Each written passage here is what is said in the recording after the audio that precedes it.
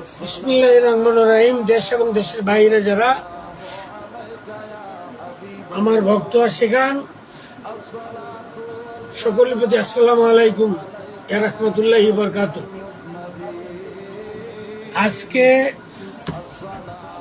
সন্ধ্যা 6:30টায় 6:45টার দিকে আমি এক বন্ধুর বাসায় গিয়েছিলাম। সেই বন্ধুর নাম শাহিন নেতা। তার এই জায়গা থেকে আসার পথে তার পুকুরের পাড় দিয়া যখন আসি, আমি পিছুল খায়া পুকুরেতে পড়ে যাই। পুকুরেতে পড়ে যাওয়ার পর আমার ডাইন পাওয়ের এই 2টি জায়গা ভেঙে যায়।